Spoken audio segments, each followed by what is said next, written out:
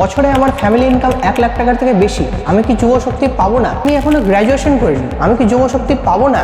এরকম অনেক প্রশ্ন বাজেটে যখন যুব শক্তির কথা বলা হয়েছে তারপর থেকে সকলের মাথাতে চলছে। তো তোমারও মনে যদি এই প্রশ্নগুলো থাকে তো এগুলোর উত্তর আমি এই ভিডিওতে দিব, তো অবশ্যই ভিডিওটা শেষ অবধি দেখবে। তো অবশেষে 22 তারিখ মানে গতকাল এই যুব শক্তি নিয়ে আমাদের অর্থমন্ত্রী ফাইনালি বাজেটের মধ্যে পেশ করলেন।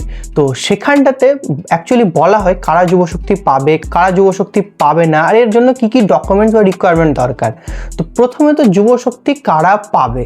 তো দেখো, তোমার বয়স যদি 21 থেকে 45 বছরের মধ্যে হয় আর তুমি যদি বেকার হও তবেই তুমি এই যুব শক্তি পাবে। এবার এর মধ্যে ক্রাইটেরিয়া আছে, তুমি যদি গ্র্যাজুয়েটেড হও আর তুমি যদি নন গ্র্যাজুয়েটেড হও। তো গ্র্যাজুয়েটেডদের ক্ষেত্রে কি, গ্র্যাজুয়েটেডরা 3000 টাকা করে পাবে, আর যদি তুমি নন গ্র্যাজুয়েটেড হও তাহলে তুমি 2000 টাকা করে পাবে। তার জন্য অবশ্য তোমাকে তোমার মাধ্যমিক, উচ্চ মাধ্যমিক এগুলো ডকুমেন্টস দেখাতে হবে। গ্র্যাজুয়েটেড যদি থাকো তো গ্র্যাজুয়েশনের ডকুমেন্টস তোমাকে দেখাতে হবে। এবার তার সাথে আরও কিছু রুলস আছে। এবার ক্রাইটেরিয়া কি, যে তুমি কিন্তু অলরেডি কোনো সামাজিক প্রকল্পের সুবিধা পাচ্ছ না। যেমন ধরে রাখো অন্নপূর্ণা ভাণ্ডার, তুমি অলরেডি অন্নপূর্ণা ভাণ্ডারও পাচ্ছ, আবার তুমি এদিক থেকে যুব শক্তিও পাবে, তো এটা এখানটাতে হবে না।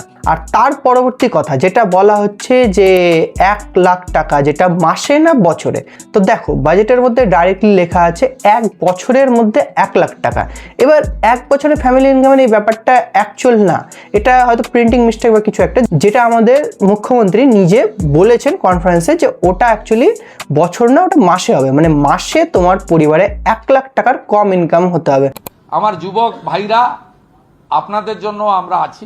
বাজেট বইতে যেটা আছে সেটা হচ্ছে মাসে যারা 1 লক্ষ টাকার বেশি রোজগার করেন, ইনকাম ট্যাক্স পেই, তারাই এই সুযোগ পাবেন না, এটা বছরে নয়। এবার পরিবারের ইনকাম বলতে কিন্তু তোমার বাবা মা যতজন তোমরা থাকো অ্যাকচুয়ালি প্রত্যেককে মিলিয়ে, ইভেন তোমার নিজের ইনকাম সব কিছু মিলিয়ে, তো ওটা যদি তোমার মাসে 1 লাখ টাকার কম হয় তাহলে তুমি যুবশক্তি পাওয়ার ক্যাটাগরির মধ্যে পড়ছো।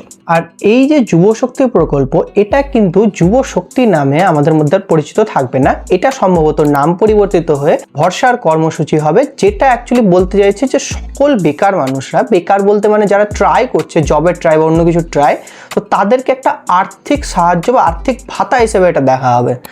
আর এটা চালু হবে অক্টোবর মাস থেকে, মানে 2026-এর অক্টোবর মাসে তোমরা প্রপার ডকুমেন্ট সাবমিট করে দেওয়ার পর প্রত্যেকে নিজের নিজের ডিবিটি লিঙ্ক করা ব্যাঙ্ক অ্যাকাউন্টে এই টাকাটা পেয়ে যাবে। এবার কথা হচ্ছে ডকুমেন্টস কী কী লাগবে।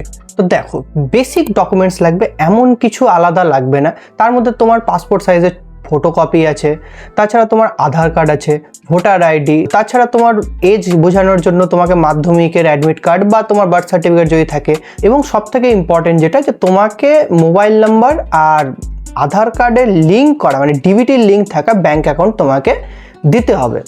আর সাথে যদি তুমি কোনো কাস্টের অন্তর্ভুক্ত হও তাহলে তোমাকে সেই কাস্ট সার্টিফিকেটের কপি জমা দিতে হবে। ব্যাস এই কটাই ডকুমেন্টস এখানটাতে লাগবে।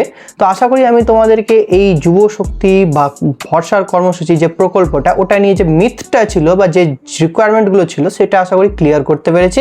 আর ভিডিওটা যদি তোমাদের ভালো লাগে তো ভিডিওটা অবশ্যই লাইক করবে, আর যদি তোমাদের কোনো মন্তব্য থাকে তো অবশ্যই কমেন্ট সেকশনে জানাও।